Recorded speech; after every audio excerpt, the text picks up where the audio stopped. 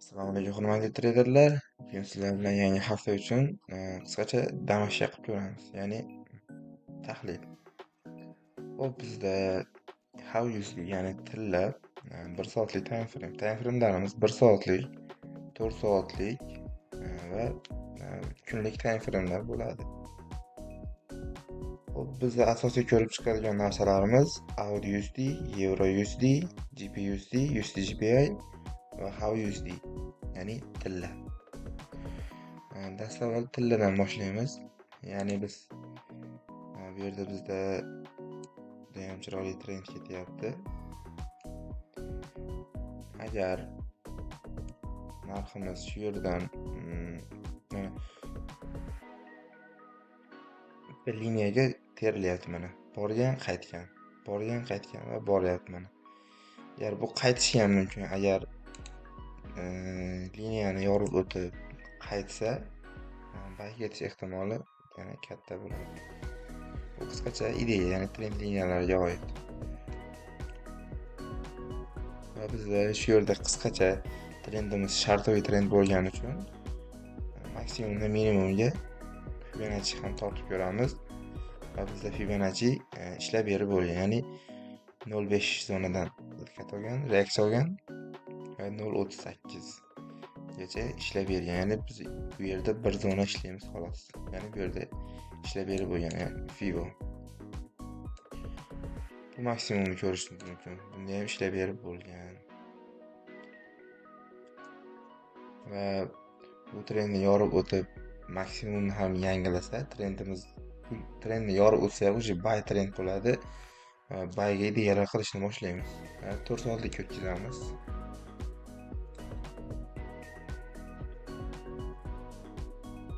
Soatlikda bizda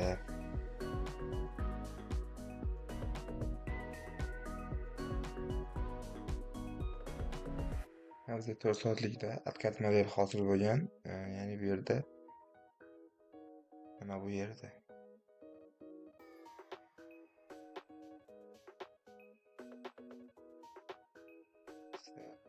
basov switchi maksimum bo'ladi. Basov switchi mana bu. Ya'ni bizda buy zonamiz shu yer. Agar narximiz bu yerda biroz o'ynab turib bu yerga kiradigan bo'lsa, buy ketish ehtimoli katta. Bunga albatta bizda bu yerda mana tasdiq bor. Mana birinchi tasdiq bu. Birinchi likvidnost. Ikkinchi likvidnostdan mana kiryapti. To'g'ri, bu yerda uncha o'xshamagan. Lekin kunlik time frame'ga o'tkazsak, yanada chiroyliroq ko'rinadi.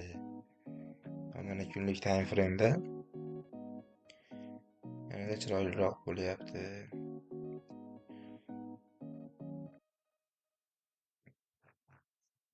Keyin bizda 1 2 3 4 strategiyasi ham bor.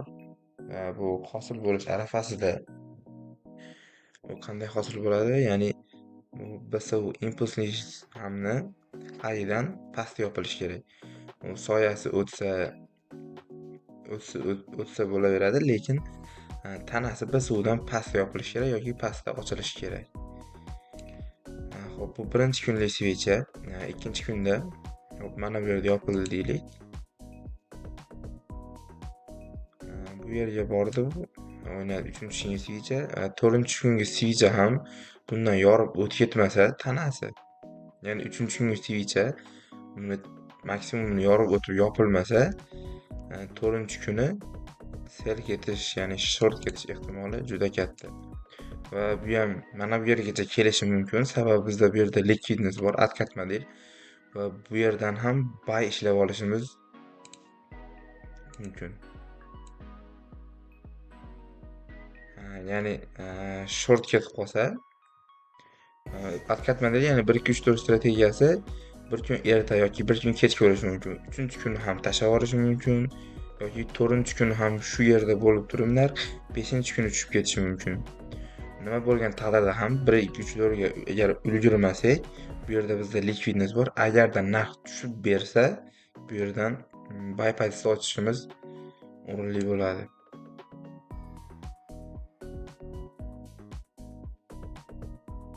Hop, bizda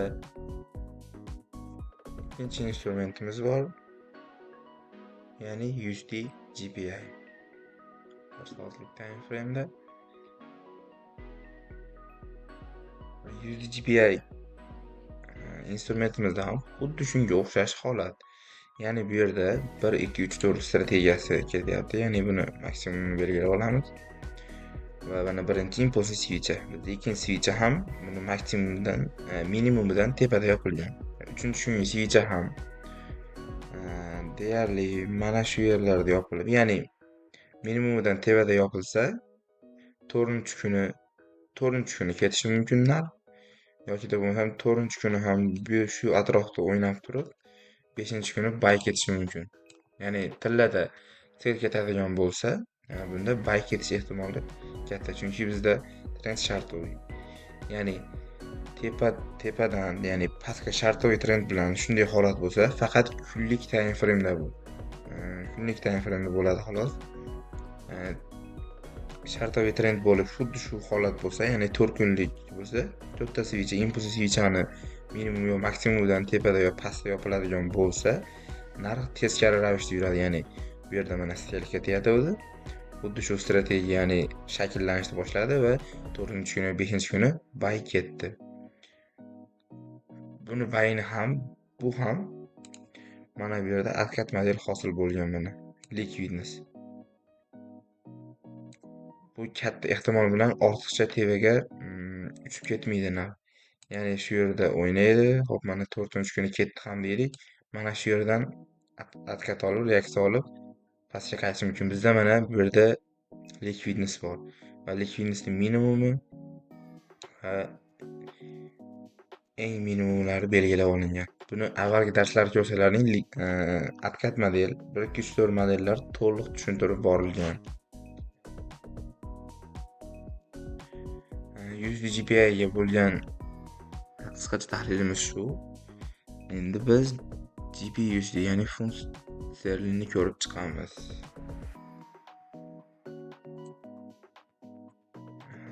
GBUSD.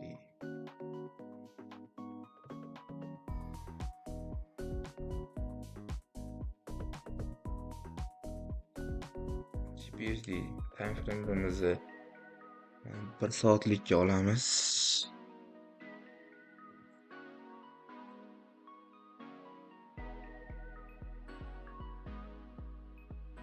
Sizlar bu yerda buy trend ketyapti. Ya'ni Langoy trend, Langoy.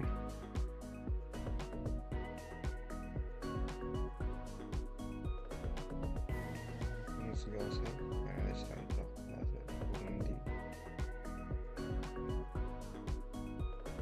Trendni aniqlab oldik. Bu yerda ham xuddi shunday holat. Borgan, mana qaytgan, borgan va yana trendga yaqinlashyapti.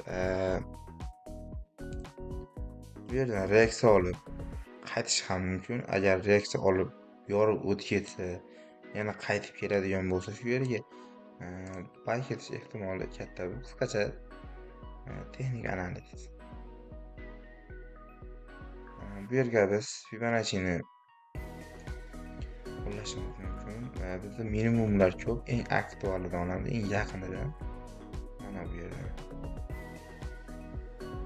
Shanba kuni aniq bo'ladi. 05, 06, 07 yon 0786 zonlaridan reaksiya olishim mumkin. Qisqacha tahlil shu.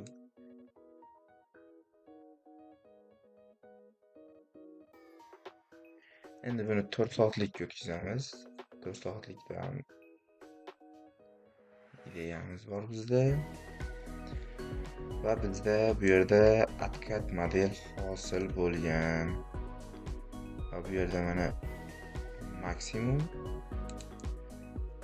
bor, mana BSU bilan narx impuls bilan chiqqan va bu yerda liquidness hosil bo'lgan. Va higher maksimum bo'ldi. Higher maksimum, ya'ni bu liquidnessning maksimumi. Bu impulsiv switchning maksimumidan liquidnessning maksimumiga tortiladi. Buni tanasidan balandda dalada turibdi deyishingiz mumkin. Lekin BSU ya'ni impulsiv switchani soyasidan pastda yopilgan bo'lsa, demak bu likvidnessga kiradi. Agar narximiz qaytib keladigan bo'lsa, bu yerga buy ochishimiz o'rinli bo'ladi.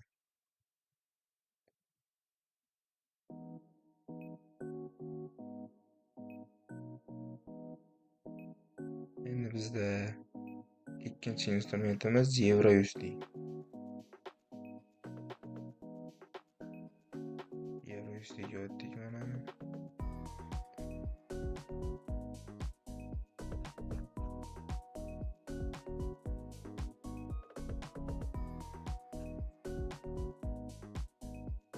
Hop, EURUSD time frame'imiz 1 soatlikka o'tamiz.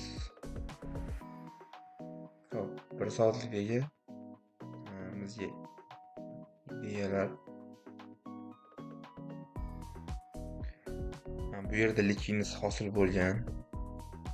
Ya'ni откат model.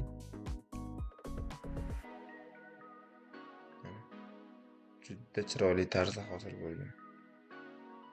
Buni maksimumdan higher maksimumga belgilab olishdik. откат modeliga bo'ladi. Xo'p. Endi bizda narximiz pastga tushadigan bo'lsa, bu yerdan reaksiya olishi mumkin. Ya'ni buy ketadi. Bu birinchi ideya. Agar narximiz pastga tushmaydigan bo'lsa, dalish tepaga yuradigan bo'lsa, bizda mana bu yerda xuddi shunday откат model juda ham chiroyli tarzda hosil bo'lyapti. Bu yerni belgilaymiz. Xo'p, narximiz ko'tarilib ketdi deylik. Bu yerda o'ynadi narx, keyin pasaydi. Bu yerga kelib reaksiya olib, yana tevaga ketdi. 1 soatlik time frame'imizdagi qisqacha tahlil shu.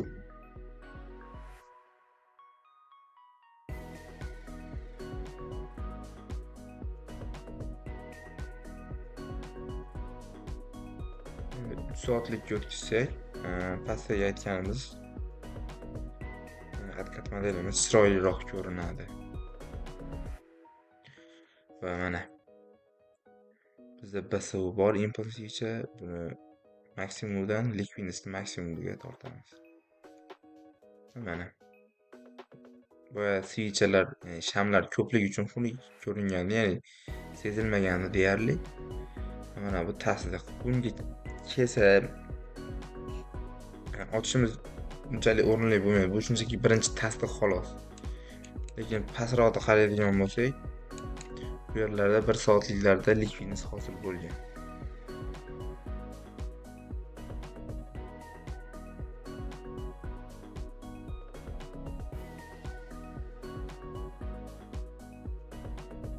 Endi 1 kunlikda ko'ramiz.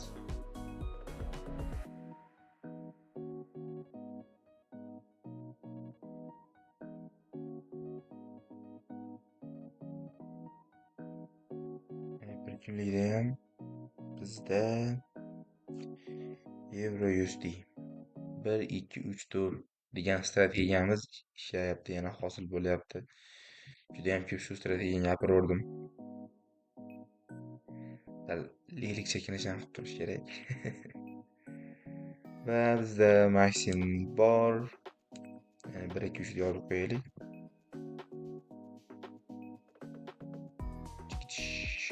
Yana chekka chiqib qoldi 1 2 3. Xo'p. Narximiz buy ketyapti. Endi dushanba kuni nima bo'ladi? Qaytib yurishi. Bu switch yopildi deylik. Dushanba kuni bizda yangi switch ochiladi.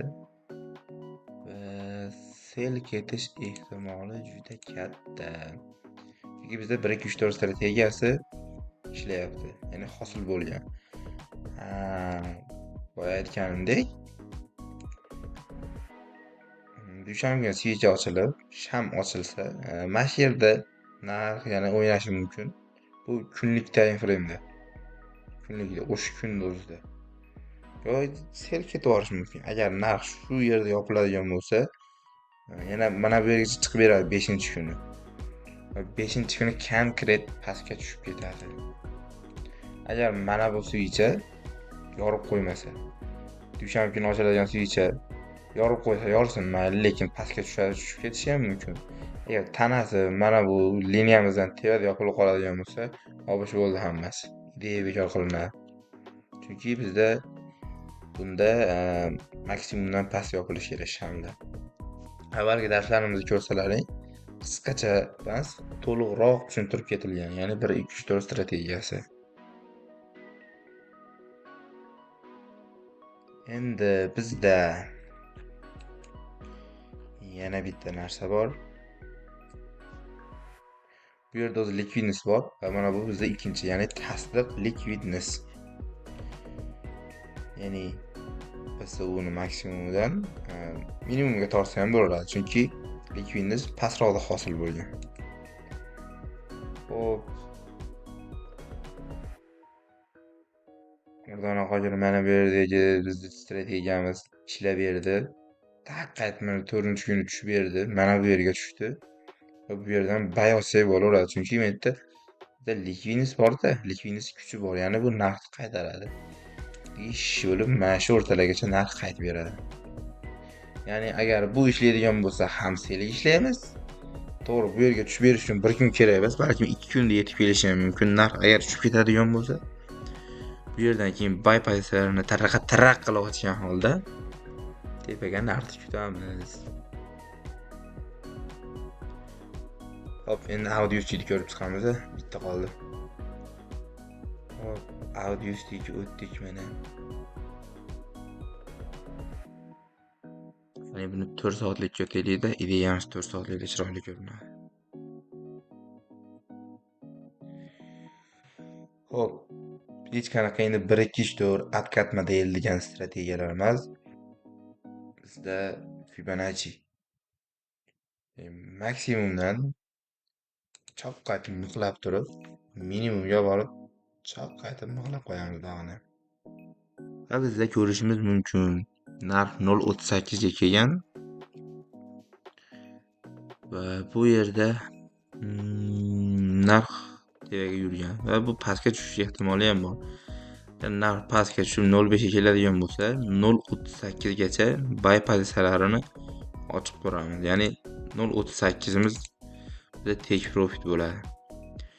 Narx keladi 0.5 ga, ya'ni limitga bilan ishlaymiz. Ruchnoy ochish xato, chunki 1 sekund toq qaytib 0.786 ga kelib, chaqqa yana tepasiga ketishi mumkin. 1 sekundda, chunki bu bozor. Xo'p, darsga qaytamiz. Xo'p, keldi 0.5 dan ochamiz. Xo'p, 0.5 da ham yorib o'tib ketdi. Endi ushalmadi 0.5 dan 0.38 gacha. Xo'p, bizda 0.618 dan reaksiya olib 0.5 gacha ishlab beradi. Xo'p, bunda ham ishlamadi deylik endi. 0.618 ham yorib o'tdi, 0.786 ga keldi. Bundan ham pastga tushib ketdi, baribir tevaga boradi. Ya'ni bizda 0.618 ga bo'ladi buni take profit. To'g'ri, 0.5 gacha ham chiqib beradi-yu, lekin kam hollarda. Ya'ni bunda ruchnoy yopib qolish mumkin. Ya'ni qanday bo'ladi? 0.618 ham yorib o'tdi, 0.786 ga keldi va sizda limit kezi oldi. Ungacha bular stop olib yopilib bo'lgan. Ya'ni stop bilan ishlanadi. Xo'p, 0.786 dan reaksiya oldi, 0.618 ga bordi, lekin take profit ochiq turibdi. Xo'p, lot qisqartirib yarmini yopib yubordingiz. 0 ochgan bo'lsa, 0.5 da yopib yubordingiz. Va narx bundan 2-3 punkt tevaga o'tadigan bo'lsa, shu take profitda yopgan zonangizga, ya'ni 0.618, ya'ni 63.568 ga stop loss surib qo'yasiz. Take profitini 63.639 ga qo'yib qo'yasiz. Chunki 0.5 ga borish ehtimoli kam. Va mana undan 2-3 punkt tevaga qo'yib qo'yasiz. Agar 0.5 ga olib take profit ola olmasdan pastga tushib ketadigan bo'lsa, siz stopingiz uradi, lekin siz foydada bo'lasiz baribir. Stopingiz urgan taqdirda ham, chunki siz 0.786 da bitim ochib, yarmini 0.618 da yopib, yarmini ochiq qo'yib qo'ygansiz. Shuni hisobiga. Xo'p, Diyelerimiz shundan iborat. Mayli endi Bitcoin deb ko'rib qo'yamiz. O'tgan darslarga qaraganda bu safar kayfiyatim yaxshiligi uchun nima deydi? Boshqacha o'zgacha dars yaratgim keldi. Xo'p, biz bu yerda Fibo totib qo'ydik. Ya'ni ishlab bergan mana. Shunday yorib o'tganda mana tirs 05 kelgan qaytmay, 06 ga kelgan qaytmay, 07 ga yaqinlashaman deganda kuchi yetmasdan oxiri qaytib ketgan iloji yo'q. Bozor. Buni kunlik time frame ga o'chirib ko'raylikchi, nimalar bo'lyapti.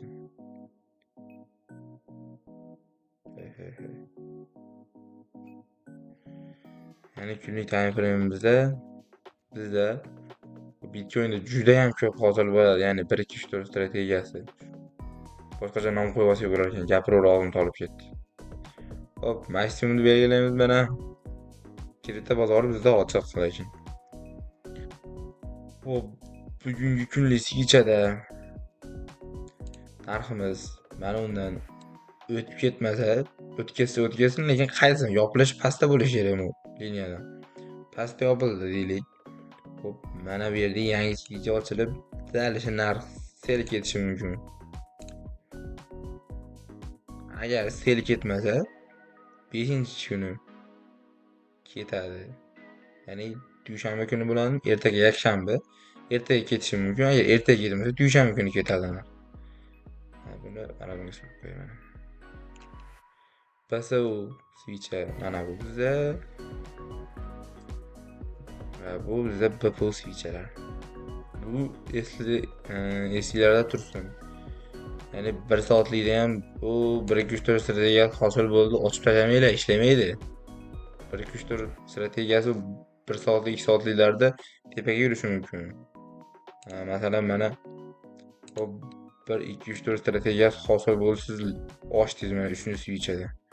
Narx конечно tepaga ketadi, chunki bizda trend Lango'ga ketayotgan bo'lsa, Lango'ga likvidность hosil bo'lsa, Lango'ga ketadi yoki Shartovoy bo'lsa, Shartovoyga ketadi. Bu faqat kunlik time frame'da ishlaydi, xolos, shuni unutmang. Ya'ni ertaga meniki olib boshim og'ritmay, o'xshamadi, boshqa bo'ldi. Kunlik time frame'da ishlaydi, lekin 100% emas.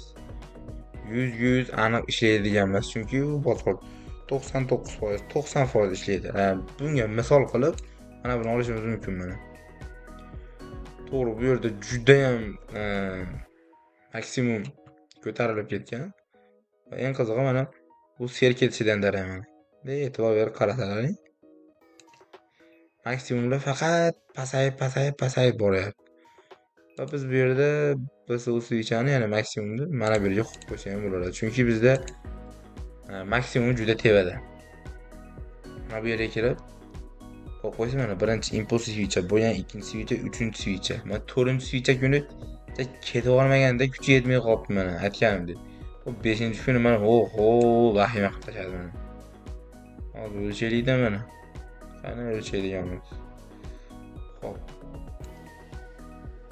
O'lchaydigan bo'lsak 582 punkt. 582 punkt mana senga tashlab bergan mana. Bu yerga kelgan nima bo'lgan? Bu yerda mana 1 2 3 4 ishlagan ters uchgan. Shunday holat. Mana bu yerda aytdim-ku, mana o'tkazsa dedim-ku. Hozir belgilab qo'yaylik mana. Minimum o'tkazsa, lekin bizda tevada yopilsa bo'ldi mana. Mana bu biz tortgan, chizib qo'ygan liniyamizdan 1 2 3 4 liniyasidan tepada yopilsa bo'ldi mana. Qarayapsizmi, qancha tushib ketgan, lekin tevada yopilgan. Tevada yopilgani uchun mana 4-kuni buy pozitsiya ochganmiz. Bu ham mana bitta razgon olgan, mana shu ketgan tarishi bor-ku, 94 mingga chiqib ketgan narx. Mana 83 mingdan 94 mingga. Ya'ni bitta 10 ming, 11 ming dollar. To'g'ri hisoblaganimdan ko'ymaylar, matematikada yaxshi bo'lsa. Xo'p. Narsa qilib 25 minut qoldi, mana vaqtimizni ham minutini uzoqroq qildik. Sizlar bilan keyingi haftaga ko'rishguncha kanalga obuna bo'lish va Telegram kanalimga obuna bo'lishni unutmanglar. Sog' bo'linglar, salomat bo'linglar. Hammaga xayr.